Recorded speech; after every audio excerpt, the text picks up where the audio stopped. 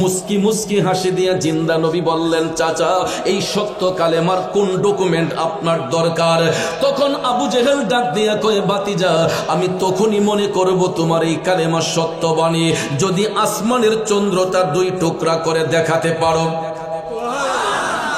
আমার নবী ডাক দিয়া কয়, চাচা আসমানের চন্দ্র 2 টুকরো হলেই কি আপনি কালেমা পড়বেন? আবু জেহেল কয়, আগে দেখাও। এই গাজীপুর জেলার বাবাজিরা আপনারা বলুন, আমার নবী দেখাতে পারবেন কি পারবেন না? রসুলকে এই ক্ষমতা দান করছেন কে? এই জন্য পাকিস্তানের কবি চমৎকার ভাষায় লিখেছেন, আবু জেহেল ने भी कहा चाँद 2 टुकड़े कर है वो भी करके दिखाया है वो नबी हमारा है जिसका कोई सानी नहीं वो नबी हमारा है मुस्तफा की अज़मत क्या हद है ना किनारा है। কষ্ট হচ্ছে আমার বাবাজিরা, জগতের বন্ধুরা রে,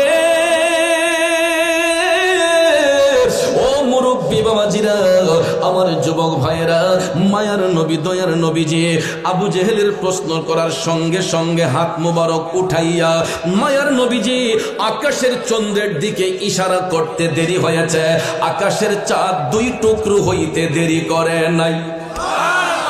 আরো জোরে কোন, সায়াতি শাজারুনা তাকাল হাজারু শাক্কাল কমারু বিইশারাতিহি আল্লাহু আল্লাহু আল্লাহু আল্লাহ আল্লাহু আল্লাহু আল্লাহু আল্লাহ। জোরে কন্যা আল্লাহু আকবার। আমার মদিনার কামলিওয়ালা নবী মায়ার নবী দয়ার নবীজি আবু জেহেলের চোখের সামনে জ্বলন্ত মুজিজা মুবারক দেখালেন, আঙ্গুল মুবারক দিয়ে ইশারা করে 4 টুকরো করে। দয়াল নবী মুস্কি হেসে বললেন, চাচা এবার দেখলেন তো, বলুন কালেমা পড়বেননি? বেঈমান আবু জেহেল রসুলকে ডাক দিয়া কয়, ভাতিজা আর কত জাদু মন্ত্র দেখাইবা? আরো জোরে কন্যা উযুবিল্লাহ। নবীর প্রেমিকেরা, বেঈমান আবু জেহেল আমার রসুলকে বলে রসুল নাকি জাদুঘর। এই কথাটা শোনার সঙ্গে সঙ্গে আমার মায়ার নবীর চোখের পানি মুবারক টপ টপ করে ঝরতে লাগলো। আল্লাহ রাব্বুল আলামিন কুদরতের নজর দিয়ে তাকায়া দেখেন আপন হাবিবের অন্তর মুবারকে কষ্ট হয়েছে। সাথে সাথে আমার আল্লাহ কুদরতের জবান দিয়া ডাক দিলেন, জিবরাইল, ও জিবরাইল তাকাইয়া দেখো জিবরাইল, আবু জেহেল আমার বন্ধু নবী মুস্তাফার অন্তর মুবারককে কষ্ট দিয়া দিছে। আমার আল্লাহ ডাক দিয়া কই, ও জিবরাইল আমার বন্ধু নবী মুস্তাফার সামান্যতম কষ্ট আমি আল্লাহ সহ্য করতে পারি না। যাও জিবরাইল যাও, ওহী নিয়ে আমার বন্ধুর নিকট হাজির হইয়া যাও, আবু জেহেলের দাঁত ভাঙ্গা জবাব দিয়ে আসো। আল্লাহ রাব্বুল আলামিন ঘোষণা পাঠাইলেন, জিবরাইল আলাইহিস সালাম নবীজির কদমে হাজির হয়ে পরে শোনাইয়া দিলেন, বিসমিল্লাহির রহমানির রহিম,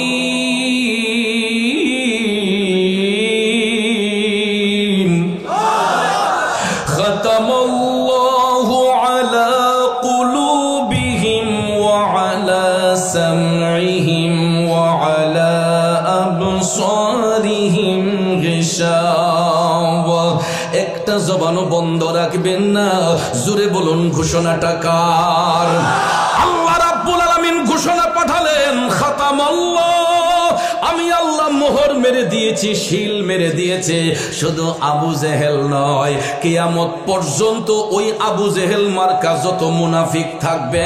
এই কারণে আল্লাহ কয় আলা কুলুবিহিম, সমস্ত মুনাফিকদের অন্তরে। শুধু তাই নয়, ওয়া আলা সামইহিম, তাদের কর্ণসমূহের মধ্যে, ওয়া আলা আবসারিহিম গিশাওয়া, এবং তাদের দৃষ্টি শক্তির মধ্যে।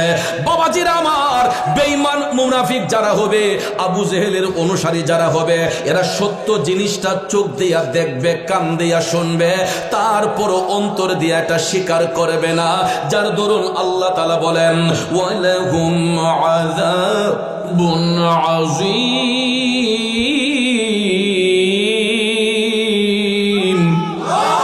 ওই সমস্ত মুনাফিকদের জন্য আমি আল্লাহ যন্ত্রণাদায়ক শাস্তি নির্ধারণ করে রেখেছে।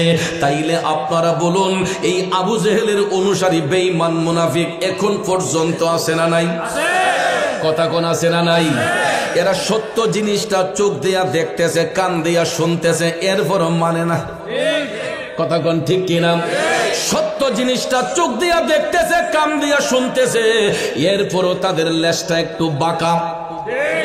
আমাদের গ্রামের ভাষায় বলে, কুকুরের লেজের মধ্যে যতই ঘি মাজেন, এটা কখনো সোজা হবে না।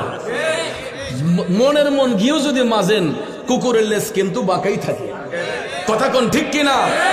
বাবাজির আমার, বেঈমান মুনাফিকের চরিত্র হলো এরা সত্য জিনিসটা চোখ দিয়া দেখবে, কান দিয়া শুনবে, এরপর এটা মানবে না। এটা আবু জেহেলের চরিত্র ছিল। কারণ নবীজির চোখের সামনে জ্বলন্ত মুজিজা মুবারক দেখার পরেও ওই বেঈমান আমার নবীর চিনে নাই। কথা কোন ঠিক কিনা? না চিনার কারণে আবু জেহেলের পরিমাণ ভালো হইছে না খারাপ হইছে? কেমন খারাপটা হইল? পৃথিবীর লক্ষ লক্ষ হাজী সাহেব সাহেবানাগণ তারা যখন মক্কা শরীফে বাইতুল্লাহ শরীফের জিয়ারত করতে যান, সাফা মারওয়াতে 7টা চক্কর দিয়া বের হওয়ার সাথে সাথে নাকের আগে চোখের সামনে পড়ে মিস্টার আবু জেহেলের বাড়ি। যেই হাজী সাহেবের ইস্তেনজার প্রয়োজন নাই, এবারে গিয়া কয় কথা কোন ঠিক না বেঠে? যার ইস্তেনজার প্রয়োজন নাই, একটু কোথায় হইলো চেষ্টা করে একটু ইস্তেনজা করার জন্য, প্রস্রাব পায়খানা করার জন্য। কথা কোন ঠিক কিনা? আরে বিয়াদবে রাসূল যারা নবীর দেখা পাবে না, গোলামে রাসূল হইবে যারা, নবীজি তাদের ভুলবেন না। ঠিক কিনা বলেন? প্রশ্ন করতে পারেন, হুজুর ইতিপূর্বে সমস্ত উলামায়ে কেরাম বলেছেন আশিকে রাসূল হইবে যারা, নবী তাদের ভুলবেন না, আপনি গোলামে রাসূল বললেন কেন? ও বন্ধু, এই জন্যই বললাম, আমাদের মতো নাচিজ নালায়েক বক্তাদের নামের আগে আশিকে রাসূল শব্দটা বেমানান। কথা কোন ঠিক কিনা? আমাদের মতো অযোগ্য ব্যক্তিদের নামের আগে আশিকে রাসূল কথাটা মানান বেমানান। কারণ ভাইয়ের আমার, আশিকে রাসূল এটা অনেক ঊর্ধ্বের জগতের লকব। কথা কোন ঠিক কিনা? ডক্টরের ডিগ্রি অর্জন না করে কারো নামের আগে যদি ডক্টর লেখা হয়, এটা হাস্যকর কিনা? হাস্যকর না? আমাদের দেশে তো অনেক টাইটেলের পাগল। নাম যদি একটু লম্বা না হয়, কয় আমি মাহফিলই যাব না। আসেনি? এত টাইটেল দিয়ে কি হবে? আমাদের সবচেয়ে বড় পরিচয় হলো আমরা দয়াল নবীর গোলাম। এর চাইতে বড় পরিচয় আর লাগবে? দুজাহানে কি যে হবে মোদের পরিচয়, দুজাহানে কি যে হবে মোদের পরিচয়, প্রিয় নবীর গোলাম ছাড়া অন্য কিছু নয়, প্রিয় নবীর গোলাম ছাড়া অন্য কিছু নয়। কথা বলেন ঠিক কিনা? আমার যুবক বন্ধুরা, ও মুরব্বী বাবাজিরা, নবীর গোলামি করুন। গোলামি করতে করতে অটোমেটিকলি আশিকের খাতায় নাম এসে যাবে। রাসূল তো এখনো আমাদেরকে গোলাম বলেই স্বীকার করেন নাই, আশিক হইলাম কোন সময়? এই জন্য মুখে মুখে আশিক রাসূল বললে হবে না। আশিক রাসূল যারা হবে, একটা মুস্তাহাব আমলও বাদ দিতে পারবে না। একজন আশিক রাসূল আমার নবীর একটা সুন্নত বাদ দিতে পারবে না। ঠিক কিনা বলেন? এই জন্য যুবক ভাইয়ের আমার, আশিকে রাসূল যদি বলতে হয়, আমার নবীকে না দেখাও যার অন্তরে প্রেম ছিল, দয়াল নবী খুশি হইয়া যার জন্য হাদিয়া পাঠাইছিলেন, তাকেই বলা হয় আশিকে রাসূল। ওই আশিকে রাসূলের নামটা জানার আগ্রহ আছে না নাই? ও आशिकुन का ऐसा बने हजरत वाइसल करनी बने। ঠিক না বিঠে? ওয়াইসাল করনের নামটা তো অবশ্যই শুনেছেন। কেমন নবীর প্রেমিক! উহুদের ময়দানে আমার মদিনার কামলিওয়ালা নবী, নূরের নবী, মায়ার নবীর একখানা দন্ত মোবারক শাহাদাত বরণ করেছিল। আর ওই সংবাদটা কাশফুল কুলবের মাধ্যমে জানতে পেরেছিলেন করণ দেশের সেই নবীর পাগল, যার নাম হচ্ছে হযরতে ওয়াইস। ঠিক কিনা কোন? আপনারা বলেন, তখন কি মোবাইল ফোন ছিল? ইন্টারনেট ছিল? হোয়াটসঅ্যাপ মেসেঞ্জার ছিল? গুগল সফটওয়্যার ছিল? কোন সফটওয়্যার তখন আবিষ্কার হয় নাই। কিন্তু আমার আল্লাহ একটা সফটওয়্যারের আবিষ্কার করে দিয়েছেন। এটা প্রত্যেকটা মানুষের বাম স্তনের 2 আঙ্গুল নিচে থাকে। এটাকে বলা হয় লাতিফায়ে কালব। কি বলা হয়? এটা জন্মের পরে আয়নার মতো পরিষ্কার থাকে, কিন্তু মানুষ যখন সাবালক সাবালিকা হয়, নফসে আম্মারা শুনে দেখবেন যখন ভাইরাস ঢুকে এটাকে ফ্লাশ দিতে হয়। ঠিক না বেঠিক? মাঝে মধ্যে দেখবেন মোবাইল ফোনও হ্যাং মারে, মারে কিনা?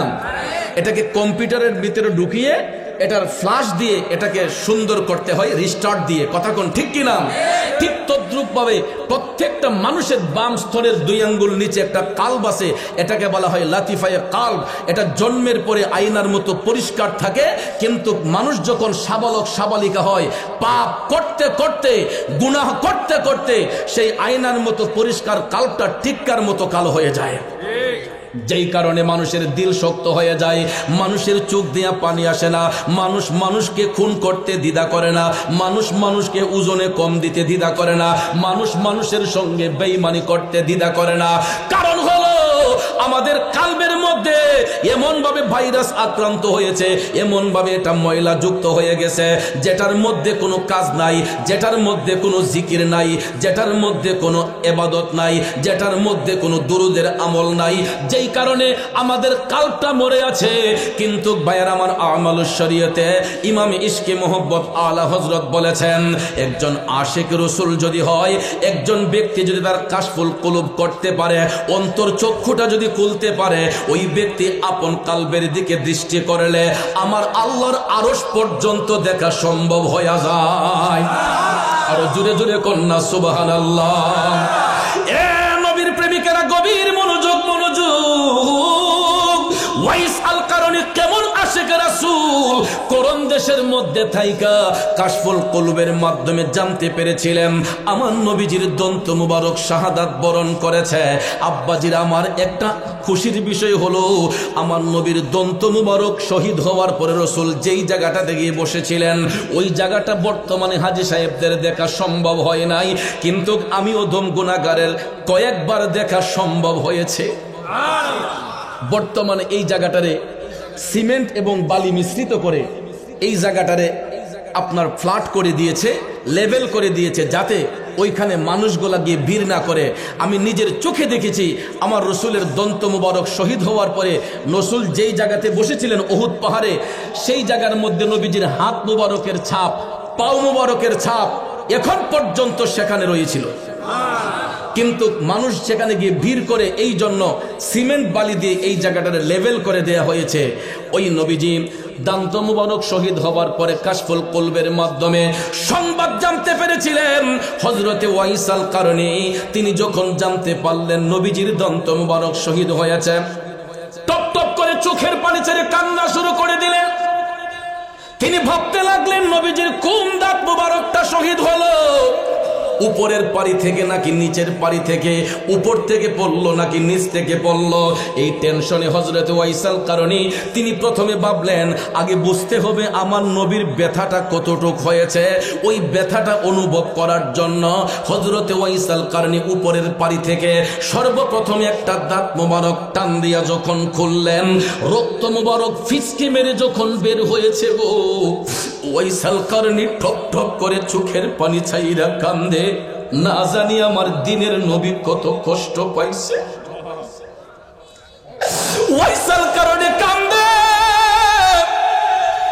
আমার নবীর না জানি কতটুক কষ্ট হয়েছে।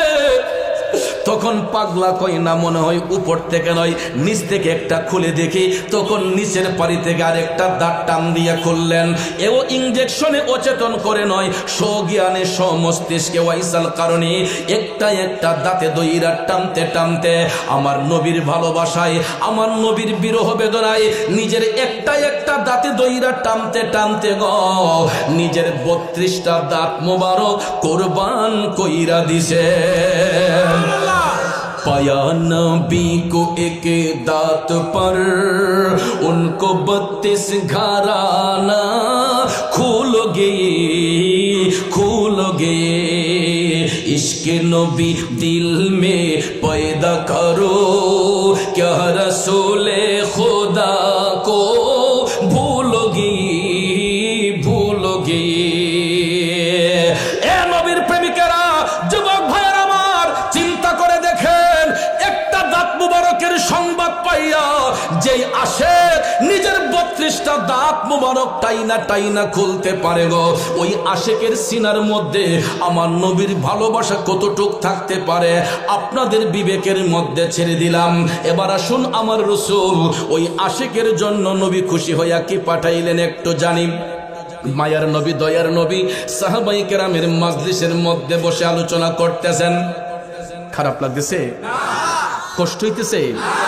কারণ এই আলোচনাটা আমি এই কারণেই করছি, আজকে যেই হুজুরের স্মরণে ওরস মাহফিল হচ্ছে, পিসা হুজুর উনি দুনিয়াতে থাকতে আমার এই আলোচনাটা শুনে তিনি তারিফ করেছিলেন, যেই কারণে আজকে ওনার দরবার শরীফে এসে আমি ভাবলাম যেহেতু তিনি তারিফ করেছেন তিনি এখনো আমাদের এই আলোচনা শুনতেছেন, ঠিক কিনা বলেন? আমরা হয়তো অলিদের আল্লাহু আকবার, ইয়া রাসূলুল্লাহ,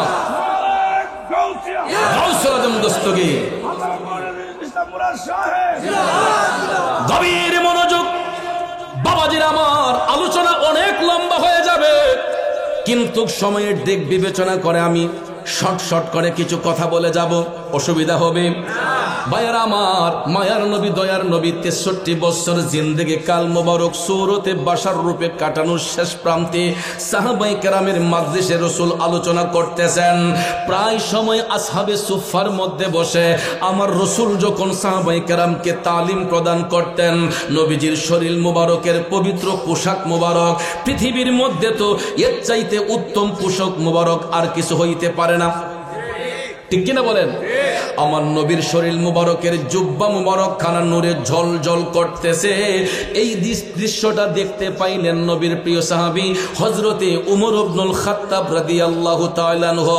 তিনি যখন দেখতেছেন নবীজির পোশাক মুবারক থেকে ফোকাস লাইটের মতো নূরে ঝলঝল বের হচ্ছে, নূরে ঝলঝল করতেছে, হযরতে উমর রাদিয়াল্লাহু তাআলা আনহু আমার নবীজিকে সালাম প্রদান করলেন, আসসালাতু ওয়াসসালামু আলাইকা ইয়া রাসূলুল্লাহ। নবী গো, আমি গোলাম আপনার কদমে জানতে চাই, যেই দিন আপনার ভেসাল হবে, ইন্তেকাল মুবারক হবে, নবী গো আপনার এই জুব্বা মুবারক খানা আমরা কি করব, কাকে দান করব? ভাইয়েরা আমার, বন্ধুরা আমার, এই বিষয় নিয়ে অনেক উলামায়ে কেরাম গবেষণা করে রিসার্চ করে বলেছেন, হযরতে উমর হয়তো প্রশ্ন করেছিলেন জুব্বাটা নিজে পাওয়ার জন্য, যে রাসূল হয়তো বলে দিবেন উমর তুমি সেটা নিয়ে নিও, কিন্তু হযরতে উমর রাদিয়াল্লাহু তাআলা আনহু প্রশ্ন করার পরে রাসূল কোনো উত্তর করেন নাই। একই প্রশ্ন করার জন্য দাঁড়িয়ে গেলেন বেলায়েতের বাদশা, বেলায়েতের সম্রাট, শেরে খোদা হযরতে মাওলায়ে আলী কাররামাল্লাহু ওয়াজহাহু, তিনিও দাঁড়িয়ে সালাম দিলেন, আসসালাতু ওয়াসসালামু আলাইকা ইয়া রাসূলুল্লাহ।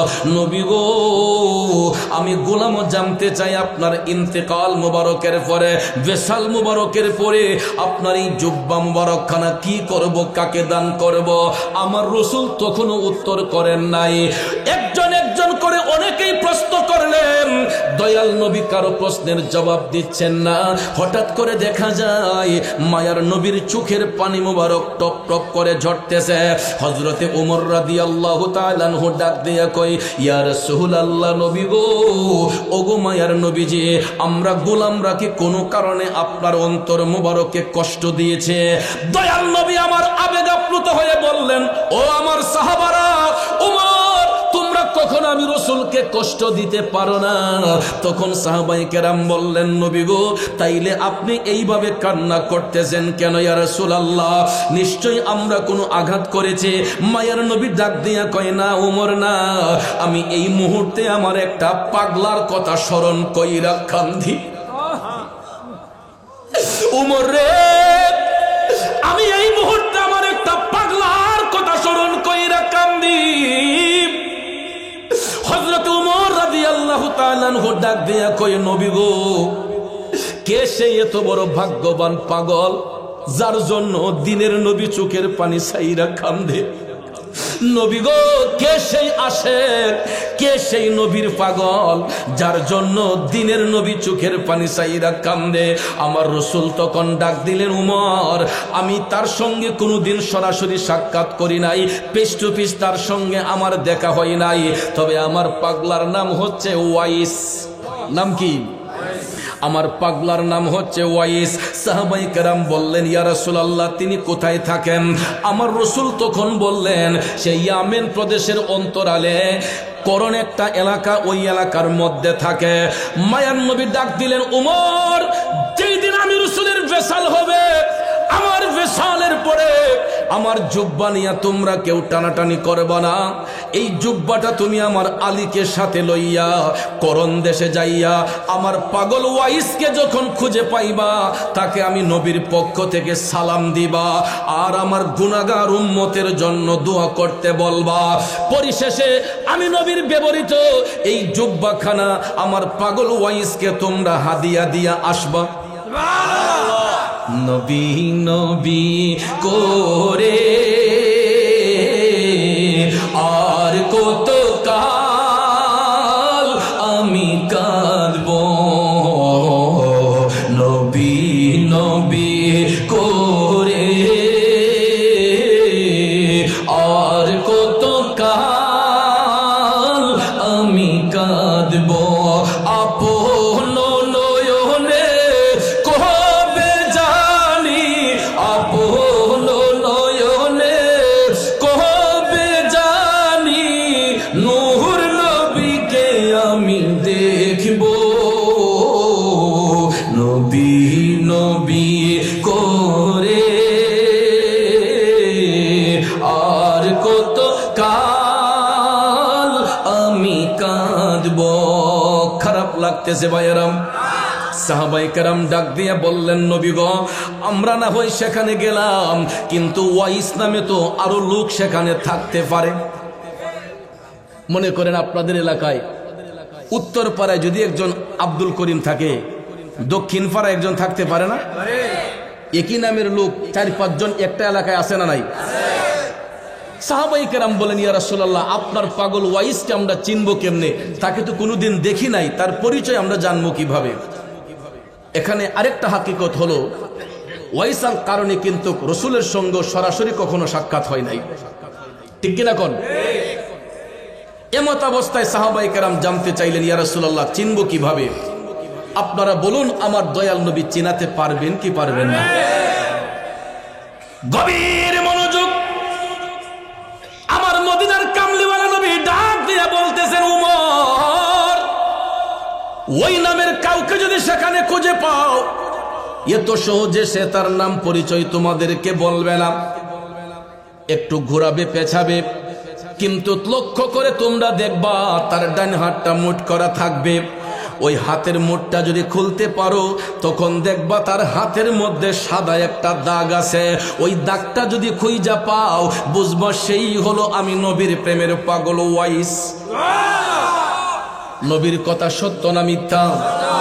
আরো জোরে কোন সত্য না মিথ্যা?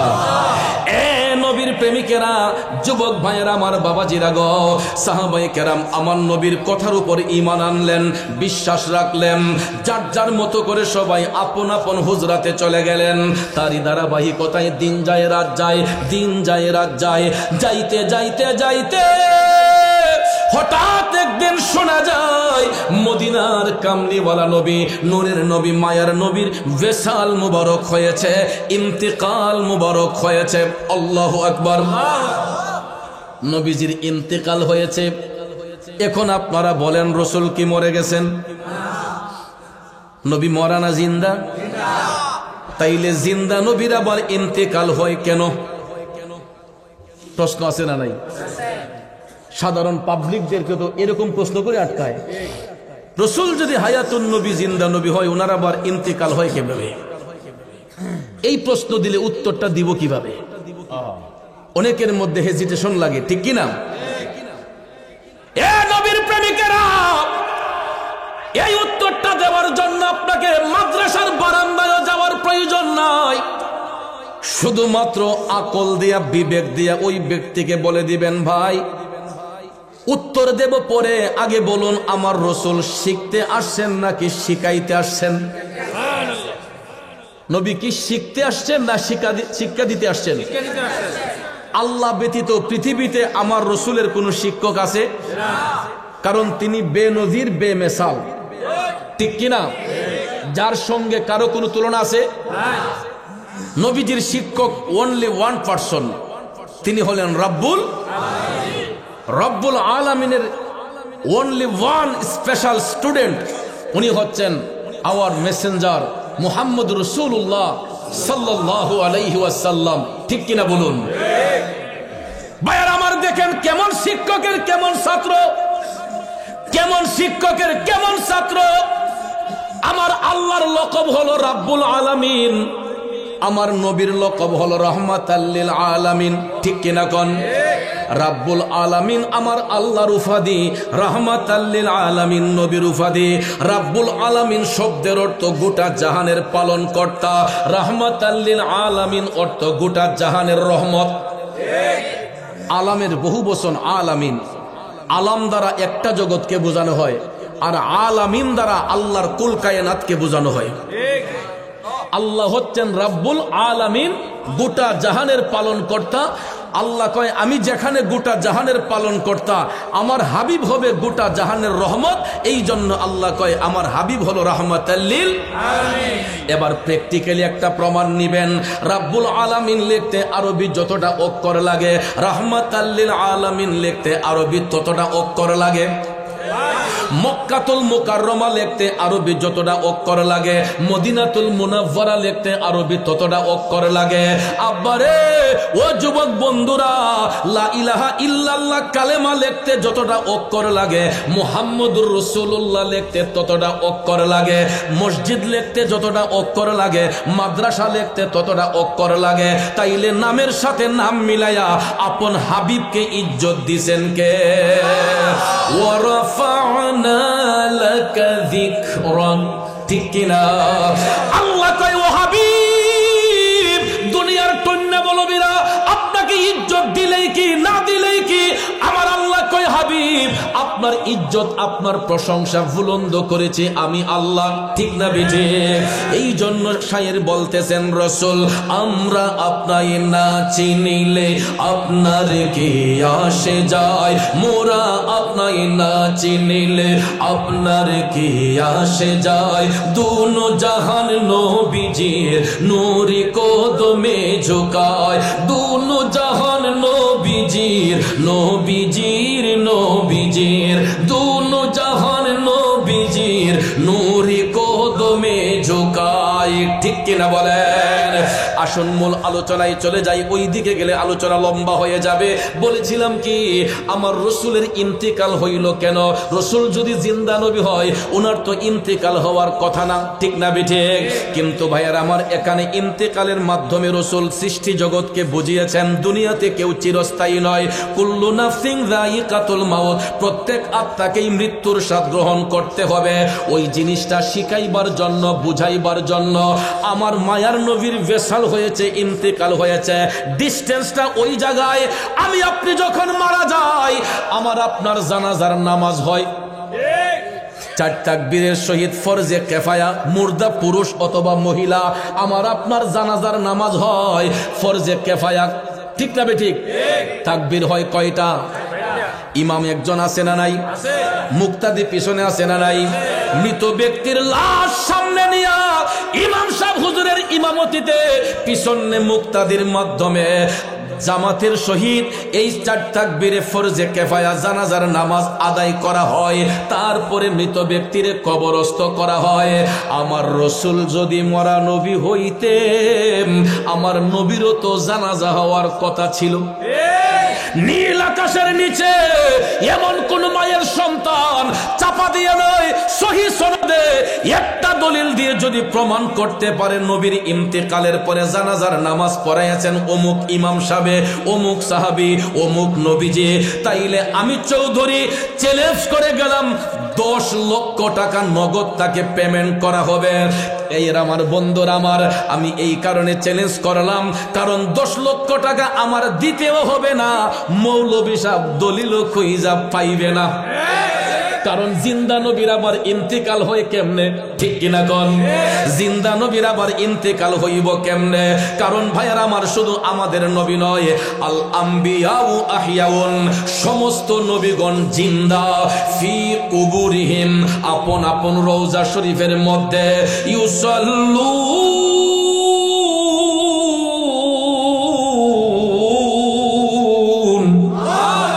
এটা মুজারের সেগা, ঠিক না বেঠে? তারা নির্দিষ্ট টাইমে সালাত আদায় করেন।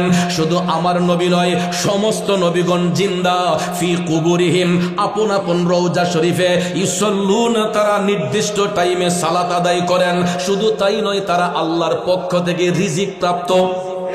কথা কোন ঠিক কিনা?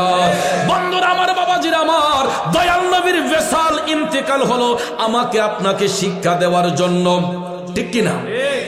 কি সুন্দর কোরআনের দলিল দেয়, ইন্নাকা মাইয়িতুন ওয়া ইন্নাহুম মাইয়িতুন, ঠিক না বেঠিক? যে রাসূল আপনি বলুন আমিও মরণশীল, তোমরাও মরণশীল। এই দলিলটা দিয়া, কোরআনে পাকের এই দলিল দিয়া তারা বুঝাইতে চায় যে আমার রসুল মরা নবী, কিন্তু এটার হাকিকত জানে না, এটার তাফসির জানে না। আল্লাহ রাব্বুল আলামিন আপন হাবিবকে দিয়ে বলাইতেছেন, নবীজি শিক্ষা দিতেছেন, কথা কোন ঠিক কিনা? রসুল তো শিক্ষা দিতেছেন, উনি তো শুধু ইহকালের নবী নয়, তিনি তো পরকালের নবী, কথা কোন ঠিক কিনা? তিনি ৮০,০০০ আলমের নবী। আল্লাহর সৃষ্টি জগতে যতটা জগৎ সমূহ রয়েছে, প্রত্যেকটা জগতের জন্য তিনি রহমাতাল লিল আলামিন। আমার ভাইয়েরা, বন্ধুরা, এই জন্য ডকুমেন্ট স্বরূপ আমার রসুল যখন মেরাজ শরীফের মধ্যে যাবেন, ভাইয়েরা আমার, বন্ধুরা আমার, বাইতুল্লাহ শরীফ থেকে, কাবা গৃহ থেকে রওনা হয়ে জেরুজালেম বাইতুল মুকাদ্দাসে রসুল যখন গিয়েছিলেন, কথা কোন ঠিক কিনা? সেখানে ভাইয়ারা আমার, সমস্ত আম্বিয়ে কেরাম উপস্থিতিতে, সমস্ত আম্বিয়ে কেরামের উপস্থিতিতে আমার মায়ার নবীকে ইমামুল মুরসালিন লকব প্রদান করা হয়েছে। সমস্ত ইমামের সর্দার, কথা কোন ঠিক কিনা? এই জন্য আমার আলা হযরত লিখেছেন, মুলকো কোনাইনো মে আম্বিয়া তাজেদার। খারাপ লাগতেছে? মুলকো কোনাইনো মে আম্বিয়া তাজেদার, তাজেদার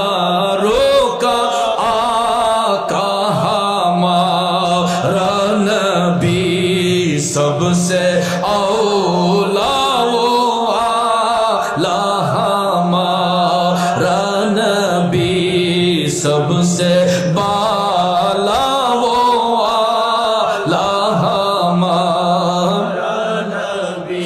आसमानों के ऊपर सब नबी रह गए,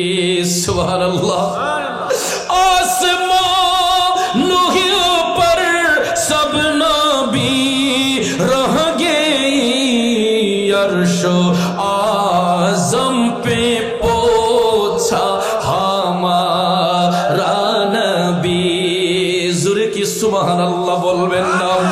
ও বন্ধু, আল্লাহু আকবার,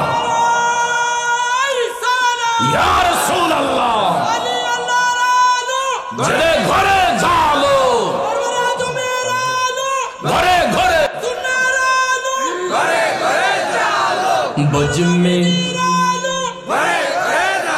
बज में आखिर का शम्आ फिरोज़े हुआ, बज में आखिर का शम्आ फिरोज़े हुआ, नूरे अव्वल का जलवा हमारा नबी सबसे औला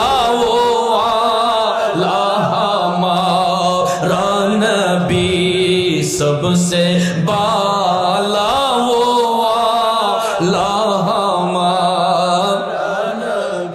সারা রাত যদি আমার নবীর শান পড়ে তারপরও সিনা খালি হবে না। এ বন্ধু, একটু মনোযোগ, মূল আলোচনায় চলে যাই। আমার মায়ার নবী, দয়ার নবীর বিশাল মুবারকের পরে ওসিয়ত পালনের জন্য নবীজির ব্যবহৃত জুব্বা মুবারক খানা পাগল ওয়াইসকে হাদিয়া প্রদানের জন্য হযরতে উমর রাদিয়াল্লাহু তাআলা আনহু, শেরে খুদা হযরতে মাওলানা আলী রাদিয়াল্লাহু তাআলা আনহুকে সাথে নিয়ে তারা রওনা হয়ে গেলেন ইয়ামেন দেশের উদ্দেশ্যে। গভীর মনোযোগ, যাইতে যাইতে যাইতে গো তারা যখন ইয়ামেন দেশে উপস্থিত হইলেন, এখন করন্ত একটা এলাকার নাম, ওই এলাকার লোকেশন তারা পাচ্ছেন না। ওই এলাকার লোকেশন তারা কারো মাধ্যমে পাইতেছেন না, কারণ ইয়ামেন হচ্ছে একটা প্রদেশের নাম। এই প্রদেশের অন্তরালে ছোট্ট একটা এলাকার নাম করণ, যেমন পুবাইল একটা উপজেলার নাম, ঠিক কিনা? এই পুবাইল একটা থানা, তো এই থানার অধীনে এমনও গ্রাম আছে আপনারা পুবাইলের মানুষরা অনেকে জানে না, আসেনি এমন? ইয়ামেন হলো একটা প্রদেশের নাম, ওই প্রদেশের অন্তরালে ছোট্ট একটা এলাকার নাম করণ।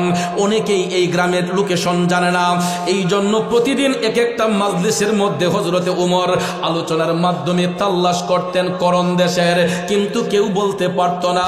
হঠাৎ একদিন দেখা যায় অনেক বড় একটা মাজলিস, অনেক লোক সমাগম। হঠাৎ করে হযরতে উমর লোক সমাগম বেশি দেখা বললেন, ও মাজলিসের ভাইয়েরা, আপনাদের এখানে করণ দেশ থেকে কোন লোক আসছেননি বাণিজ্য করার জন্য? হঠাৎ করে পিছন থেকে 4-5 জন লোক তারা হাত উঁচু করে কয়, হুজুর আমাদের বাড়ি তো করণ, আমরা করণ থেকে আসছি। সুবহানাল্লাহ। এটা আমার মৌলার কুদরতি খেলা। ভদ্রলোকরা হাত তুলে কয়, হুজুর আমরা করণ থেকে আসছি। হযরত উমর ডাক দিয়ে বললেন, আপনারা আমাদের নিকটে আসেন। কাছে আসার পরে হযরতে উমর বললেন, ভাই আপনাদেরকে এই কারণে ডেকেছি, বলেন তো আপনাদের করণ দেশে ওয়াইস নামে কোন লোক বাস করেনি? ওরা বলে, না হুজুর, এই নামের তো কোনো লোক আমাদের সমাজে বাস করে না। সাথে সাথে মাওলা আলী বলতেছেন, এই নামের আপনাদের এলাকায় কাউকে চিনেন? তখন লোকেরা ডাক দেয়া কয়, হুজুর এই নামের একটা পাগলা আছে আমাদের এলাকার মধ্যে, সে তো লোকালয়ের অন্তরালে থাকে, আমাদের সমাজে থাকে না, লোকালয়ের অন্তরালে প্রায় সময় দেখি একটা গাইড কাদের মধ্যে লিয়া জঙ্গলার ভিতরে আসা যাওয়া করে। হযরতে উমর রাদিয়াল্লাহু তাআলা আনহু ডাক দিয়া কয়, বাইরে ওই পাগলাটাকে আমাদের দরকার, আমরা ওই পাগলের সন্ধানেই এসেছি। লোকেরা ডাক দিয়া কয়, হুজুর এত লোকের ভিড়ে পাগলারে খোঁজেন কেন? আমাদের করণ দেশে এত লোক থাকার পরে পাগলারে আপনি খুঁজতেছেন কেন? এই কেনর উত্তরটা হলো, যে যারে চিনে সেই তারে কিনে, মানিকে মানিক চিনে, রতনে রতন, ঠিক কিনা কন? ভাইয়ার আমার, আপনার এই নাহিদ টেকের মধ্যে গিয়া দেখেন এমনও পাগল আছে রে, দেখতে হয়তো আমাদের চোখে তারে নোংরা মনে হয়, দেখতে হয়তো তাকে আমাদের কাছে ঘৃণার পাত্র মনে হয়, আউলাকে সে পাগল বেশে গিয়ে দেখেন নোংরা পোশাক নিয়ে হয়তো রাস্তায় চলাফেরা করে। আমরা হয়তো দেখলে লোকটারে নিন্দা করি, আসলে আমরা নিন্দা করি না, ওই পাগলে আমাদেরকে নিন্দা কইরা সে লোকালয়ের অন্তরালে আমাদের চোখের সামনে নোংরা হইয়া সাজ্জা রইছে। সত্যিকারের অর্থে গিয়া দেখেন ওই পাগলা আমার নবীর সঙ্গে প্রেমের কালেকশন ফিট কইরা আমার মৌলার সঙ্গে কন্টিনিউ সাক্ষাৎ করতেছে। এই জন্য ভাইয়ের আমার, রাস্তাঘাটে পাগল দেখলে কখনো তামাশা করতে নাই, ঠিক না বে ঠিক? আমাদের দেশে আরেক ধরনের মেন্টাল আছে, সুস্থ মস্তিষ্কের মেন্টাল। এরা দেখবেন এদের কোনো খায়া দেয়া কাম নাই, বিভিন্ন মাজার শরীফে গিয়ে এরা দেখবেন ওই পাগলদেরকে খুঁজা ইউটিউব ফেসবুকে এইগুলা গণমাধ্যমে প্রচার কইরা এই পাগলদের পাগলামিটা এরা সোশ্যাল মিডিয়াতে প্রচার কইরা আল্লাহর ওলিদের উপর একটা তহমত দিতে চায় যে মাজার শরীফের মধ্যে এই সমস্ত অসচেতন মানুষগুলা, এই সমস্ত নোংরা মানুষগুলা এরা গিয়া মাজার শরীফের মধ্যে দখল কইরা এরা গাঁজা খায়, এই খায়, সেই খায়, ঠিক না ঠিক? কিন্তু ভাইয়ের আমার, ওই পাগলগুলা সত্যিকারের পাগল যেগুলা, এরা আমার মাওলার সঙ্গে প্রেমের কালেকশন ফিট করে রাখছে। ওই পাগলরা তো কারো হক গিয়া মারতেছে না, কারো কাছে গিয়া চাঁদা দাবি করতেছে না, ওই পাগলগুলা তো কারো কেল্লায় গিয়া বাড়ি দিচ্ছে না, ঠিক না ঠিক? তাহলে আমরা কেন তাদেরকে ডিস্টার্ব করি? সে তো তার ভাবে আছে, সে তো আপনার কাছে 2 টাকা চাচ্ছে না, আপনার পকেটে টাকা পয়সা আনছে না, কিন্তু আমরা তাদেরকে কেন গিয়ে হাইলাইট করি, তাদেরকে কেন আমরা গণমাধ্যমে প্রচার করে অলিদের উপর তহমত দিচ্ছি? ওরা পাগল সুরতে মজনু হালতে তাদের ভাবে তারা আছে, এদেরকে ডিস্টার্ব করার মানেটা কি? আমি মনে করি যারা এদেরকে ডিস্টার্ব করে এরা সবচেয়ে বড় পাগল, যারা এদেরকে ডিস্টার্ব করে এরা সবচেয়ে বড় মেন্টাল। কথা কোন ঠিক কিনা? কারণ ভাইয়ার আমার, পাগলকে পাগলের ভাবে থাকতে দেন, তাকে আমরা বাধা দিব কেন? কারণ কার ভিতরে কি আছে এটা তো আমরা জানি না। তবে একটা কথা মনে রাখবেন, মন ভাঙ্গে না মসজিদ ভাঙ্গে, ভাঙ্গে আমার আল্লাহর ঘর, ভাঙ্গে আমার আল্লাহর ঘর, মন মন্দিরে আল্লাহর বাড়ি, ব্যথা দিস না তার ভিতর। কথা কোন? আরে মন ভাঙ্গে না মসজিদ ভাঙ্গে, ভাঙ্গে আমার আল্লাহর ঘর, ভাঙ্গে আমার আল্লাহর ঘর, মন মন্দিরে আল্লাহর বাড়ি, ব্যথা দিস না তার ভিতর। এ বন্ধু, মানুষের দিলের মধ্যে আঘাত করা আল্লাহর কাবা ঘরে আঘাতের শামিল। এই জন্য মানুষ মানুষের জন্য মানুষ হইয়া মানুষকে কখনো কষ্ট দিতে নাই, বরঞ্চ ভাইয়ার আমার তাদের প্রতি সৌহার্দ্যপূর্বক আচরণ করা, মানুষের প্রতি উদার মনে তাদেরকে ভালোবাসা দিয়া সত্যের দিকে দাবিত করা, এটাই হলো মুসলমানদের কাজ, এটাই হলো মুমিনদের কাজ। কথা কোন ঠিক না বিঠে? কিন্তু আমাদের দেশের মধ্যে এখন আমরা দেখতেছি শান্তির ধর্ম ইসলামের সাইনবোর্ড লাগাইয়া অনেক জায়গায় অনেক মানুষগুলা অশান্ত পরিবেশ সৃষ্টি করার চেষ্টা করতেছে। শান্তিপ্রিয় মুসলমানদেরকে অশান্ত মনোভাব নিয়ে শান্তির ধর্মকে কলঙ্কিত করা হচ্ছে। এটা সুফিবাদী ইসলাম নয়, এটা মুমিনদের ইসলাম নয়, এটাই হলো জঙ্গিবাদীদের ইসলাম। তবে ইসলাম জঙ্গিবাদকে পছন্দ করে না, ইসলাম বোমাবাজি পছন্দ করে না, মারামারি পছন্দ করে না, কাটাকাটি পছন্দ করে না। ভাইয়ারা আমার, বন্ধুরা আমার, ইতিহাস পড়ে দেখেন ইসলামের পক্ষে যতটা যুদ্ধ হয়েছে, প্রত্যেকটা যুদ্ধ কাফেরদের ষড়যন্ত্রের শিকার হইয়া মুসলমানরা প্রতিহত করে বিজয় অর্জন করেছে। কারবালার ইতিহাস দেখেন, ইমাম হুসাইন কি যুদ্ধ করতে চেয়েছিলেন? এরা বারবার করে ষড়যন্ত্র করে এই কারবালার ইতিহাস সৃষ্টি হয়েছে। ইতিহাসের মধ্যে অমর, কোথায় 72 জন, কোথায় 22,000, কোথায় 72 জন, কোথায় 22,000। কিন্তু একটা কথা মনে রাখবেন, আমার রাসূল বলেছেন 1 কোটি মুনাফিক যদি এক পাল্লায় হয়, একটা মুমিন যদি এক পাল্লায় হয়, আমার আল্লাহ ওই মুমিনের পাল্লাই ভারী করে দিবে। ঠিক না ঠিক? ইসলামের শুরু থেকে পর্যন্ত মুসলমানদের ইমানদারের সংখ্যা কম, বেঈমানের সংখ্যা বেশি, তবে জয় হবে মুমিনের, ইমানদারের। কথা কোন ঠিক কিনা? আমার ভাইয়েরা, বন্ধুরা, গভীর মনোযোগ। কথা বলতেছিলাম যে যারে চিনে সেই তারে কিনে, পাগলদেরকে ডিস্টার্ব করতে নাই। খারাপ লাগতেছে? কারণ আমি তো আপনাদের এলাকায় নতুন, ঠিক না? সিস্টেম বুঝতেছি না কে কোন ধরনের আলোচনা পছন্দ করে। হাতের 5 আঙ্গুল যেমন সমান নয়, মানুষের মেন্টালিটি সমান নয়। এক একজনের মনের এক একটা চাহিদা, কিন্তু সবার চাহিদা পূরণের জন্যই মূলত আমি আইসা শুনলাম পীর সাহেব হুজুর আমার এই আলোচনাটাকে নাকি পছন্দ করছিলেন।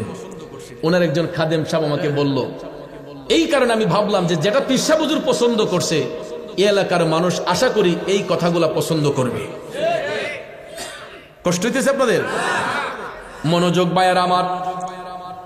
এবার হযরত উমর ডাক দিয়ে বললেন, ভাই একটু মেহেরবানি করে ওই পাগলার কাছে নিয়ে যাবেন নি? কই হুজুর আমরা আপনাদেরকে নিয়ে যেতে পারবো, কিন্তু জংলার ভিতরে যাইতে পারবো না।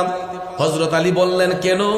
তখন লোকেরা ডাক দেয়া কই হুজুর এই জংলার ভিতরে বাঘ সিংহ থাকে, ভয়ঙ্কর প্রাণী থাকে, হিংস্র প্রাণী থাকে, এই জন্য আমাদের এলাকার কোনো মানুষ এই করণ দেশের নির্জন জংলার ভিতরে যায় না। কিন্তু আল্লাহর ওলিদেরকে জংলার বাঘেও খায় না, ঠিক না বেঠে? দুনিয়া লোভীর মানুষগুলা বাঘ সিংহকে ভয় পায়, কিন্তু আল্লাহর প্রেমের প্রেমিক যারা এদেরকে জংলার বাঘেও খায় না, সিংহেও খায় না। কথা বলেন ঠিক না বেঠে? এই দেশের মধ্যে সুফিবাদী ইসলাম প্রচারের জন্য বহু আল্লাহর ওলিগণ বাঘের পিঠে সাওয়ার হয়ে আসছেন, বহু আল্লাহর ওলিগণ বাঘ হরিণের পিঠে সাওয়ার হয়ে আসছেন, সিংহের পিঠে সাওয়ার হয়ে আইসা তরিকতের মশাল উড়াইয়া এই দেশটাকে আবাদ করেছেন।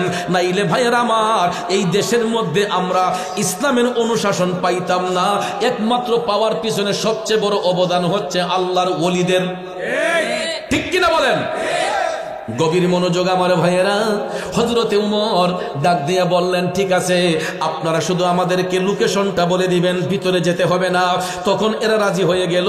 সত্যি সত্যি সত্যি গো, পরের দিন তারা হযরতে উমর রাদিয়াল্লাহু তাআলা আনহু, হযরতে মাওলা আলী রাদিয়াল্লাহু তাআলা আনহু, তারা দুইজন মিলে করণ দেশের বাইদের সঙ্গে রওনা হয়ে গেলেন।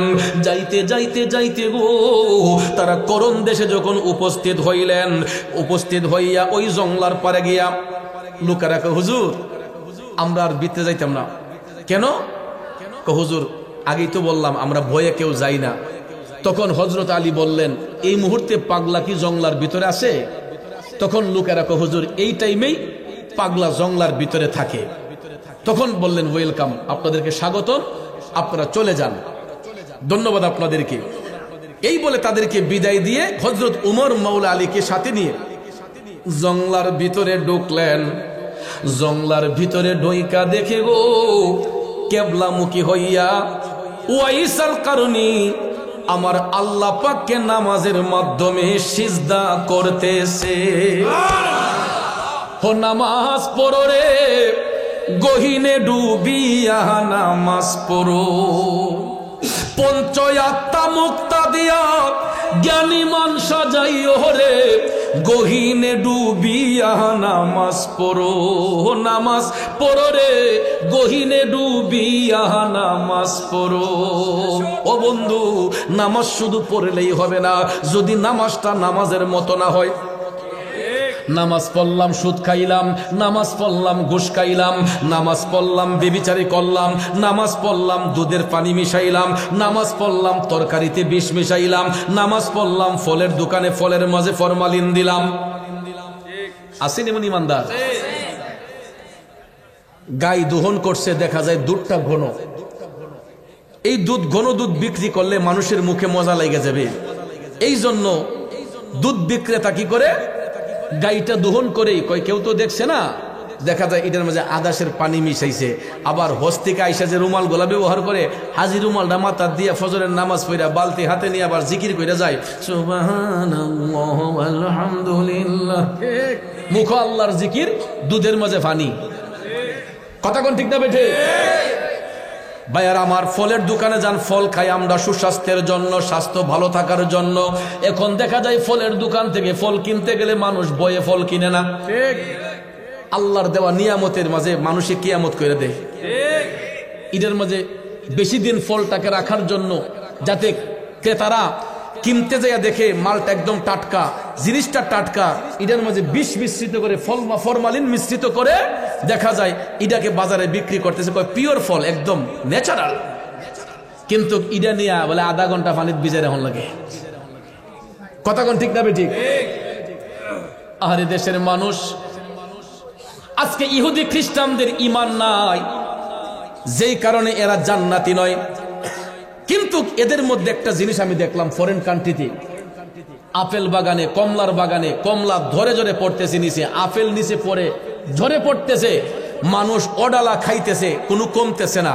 কিন্তু আমাদের দেশের মধ্যে দেখা যায় এমন অলস মানুষ নিজে একটা গাছের চারা লাগাইয়া এই গাছের ফল খাবে, এই ধৈর্যটা মানুষের নাই। বাবে আমার আব্বার তো টাকা আছে, আমার ভাই তো বিদেশ থেকে টাকা পাঠাইতেছে, আমি টাকা দিয়ে কিনা খাইলাম। আমাদের দেশে যেই খালি জায়গাগুলা পড়ে আছে, এই জায়গার মধ্যে যদি মানুষ প্রাকৃতিক পরিবেশ নিয়ে এরা যদি ন্যাচারাল কিছু ফসলাদি উৎপাদন করত, আমাদের বাংলাদেশও যেই জায়গা এখন খালি আছে, অন্য দেশের ফল আমাদের বাংলাদেশে আসার প্রয়োজন নাই। আমার দেশের মধ্যেই অনেক ধরনের হরেক রকমের ফল ফলাদি জন্মানো যায় যদি কেউ ইচ্ছে করে। কথা কোন ঠিক কিনা? কিন্তু ভাইয়ার আমার ফলের মধ্যে বিষ মিশ্রিত করে এটা খাইলে মানুষ মারা যায়। আবার দেখা যায় ওই ফল বিক্রেতা ফরমালিন মিশাইয়া ফলের মধ্যে বাজারে বিক্রি কইরা এবারে নামাজ পড়ে। আসেনি? প্রত্যেকটা সেক্টরে, শুধু ফলের দোকান, দুধ বিক্রেতা কেন, প্রত্যেকটা সেক্টরের মধ্যে গিয়া দেখবেন এরকম ইমানদারের অভাব নাই। না মিশা কইলাম? হ্যাঁ বাবা, ইমানদারও যেই কঠিন ইমানদার কই না, খালি এখন খালি তরকারি কাটতে আনছে জমিন থেকে, কিন্তু দেখা যায় ইডের মাঝে ফরমালিন দিছে। আমরা যে পান খাই দোকানে, পানের মাঝে ফরমালিন দেওয়া থাকে। জিজ্ঞেস করলাম একদিন, কয় হুজুর এটা না দিলে তো একদিনই পান ফুচ্চা শেষ, এটার মাঝে ফরমালিন দিতেই হয়, কেমিক্যাল দিতে হয়। আর এই পান জর্দা দিয়ে খাইয়া মানুষের অনেকের মুখের মধ্যে ক্যান্সার হয়, গলাতে ক্যান্সার হয়, লিভার সিরোসিস হয়। কিন্তু ভাইয়ার আমার, বন্ধুরা আমার, আল্লাহর দেওয়া নিয়ামত পানের মধ্যে, কাঁচা পানের মধ্যে ভিটামিন সি। কেউ যদি পান শুধু চাবাইয়া খায়, এটা ভিটামিন সি এর কাজ দেয়, ডাক্তার সাহেব বলেছে। কিন্তু এটার মাঝে কিতা মিশাই? জর্দা মিশাই, সুন মিশাই, এরপরে খয়ার মিশাই, সব কিছু মিশাইয়া এটারে একবারে বিষাক্ত একটা জিনিস বানিয়ে ফেলি। কথা কোন ঠিক না ঠিক? যেটা আমাদের স্বাস্থ্যের জন্য ক্ষতিকর। আমার কথাগুলোকে বিরক্ত হইতেছেন? এগুলো আমাদের হেলথের জন্য অনেক ক্ষতিকর, সুস্বাস্থ্যকর নয়, ক্ষতিকর। যেই জিনিসটা আমাদের দেহের ক্ষতি করে এটা আমরা কেন সেবন করব, কেন খাইব? এগুলো পরিহার করতে হবে, ঠিক কিনা? গীবত, হিংসা, নিন্দা ছেড়ে দিতে হবে। ওয়াইসাল কারণে এই জন্য লোকালয়ের অন্তরালে গিয়া তিনি আমার মৌলাকে তাল্লাশ করতেন। গীবতে ছিলেন না, অহংকারে ছিলেন না। ওয়াইসাল কারণে নির্জন জঙ্গলার মধ্যে যাইয়া তিনি নামাজের মাধ্যমে আল্লাহকে তাল্লাশ করতেছেন। নামাজ পড়ে সালাম যখন ফিরালেন, নামাজ পড়া সালাম ফিরানোর পরে হযরতে ওমর তাকে লক্ষ্য করে সালাম দিলেন, আসসালামু আলাইকুম ওয়া রাহমাতুল্লাহি ওয়া বারাকাতুহু। ওয়াইসাল কারণের স্ট্রেঞ্জ যে এযাবৎ পর্যন্ত কোনো মানুষ এলাকার দেখলাম না এখানে ঢুকতে, আমাকে সালাম প্রদান করলো কে? তিনি হঠাৎ করে পিছন ফিরে তাকাইয়া দেখেন নূরান্বিত চেহারার অধিকারী দুইজন আল্লাহর মেহবুব বান্দা ওয়াইসাল কারণীকে সালাম দিয়েছেন। তখন এই দুইজন ব্যক্তির চেহারার দিকে তাকায়া ওয়াইসাল কারণী সালামের জবাব দিয়ে বললেন, ওয়া আলাইকুমুস সালাম ওয়া রাহমাতুল্লাহি ওয়া বারাকাতুহু। উভয়ের মধ্যে সালাম নিবেদন হয়ে গেল। এবার কুশল বিনিময় করার জন্য হযরতে ওয়াইসাল কারণীর সঙ্গে কুশল বিনিময় করার জন্য হযরতে ওমর হাইটা হাইটা কাছে বিললেন। কাছে যাইয়া বলতেছেন, ভাই আপনার নামটা একটু জানতে পারি? তখন ওয়াইসাল কারণী কয়, আমি আল্লাহর একজন বান্দা। জিজ্ঞেস করছেন, আপনার নামটা জানতে পারি? ওয়াইসাল কারণী বলেন, আমি আল্লাহর বান্দা। হযরত আলী হাইসা বললেন, আমরাও তো আল্লাহর বান্দা, বলুন আপনার নামটা কি? ওয়াইসাল কারণী কয়, আমি এমন একজন নবীর উম্মত যিনি রাহমাতাল লিল আলামিন। তখন হযরতে উমরের মনে হয়ে গেল, আমার মদিনার কামলিওয়ালা নবী তো বলেছিলেন পাগল এত সহজে তার নাম পরিচয় বলবে না, ঠিক কিনা? সঙ্গে সঙ্গে হযরতে ওমর তাকায়া দেখলেন আমার মদিনার কামলিওয়ালা নবী মদিনা শরীফ থেকে যেই চিহ্নের কথা বলেছিলেন তারা ডাইন হাতটা মুঠ করা। তখন হযরতে ওমর বললেন ভাই আপনি কিছু মনে না করলে আপনার হাতের মুঠটা খুলুন। ওয়াইসাল কারণী হাতের মুঠটা খোলার সঙ্গে সঙ্গে আমার দয়াল নবীজি মদিনা শরীফ থেকে যেই সাদা চিহ্নের কথা বলেছিলেন এই সাদা দাগটা সত্যি সত্যি পাগলার হাতে দেখা যায়। আল্লাহু আকবার, আল্লাহু আকবার, ইয়া রাসূলুল্লাহ, গাউসুল আজম দস্তগীর নবীর ইশকের পাগল যিনি তার সিনায় লেমের খনি, নবীর ইশকের পাগল যিনি তার সিনায় লেমের খনি। আরে ঘরে বসে দেখতে পারে সোনার মদিনা এই লেমের শহর গো নবী শাহে মদিনা, এই লেমের শহর গো নবী শাহে মদিনা।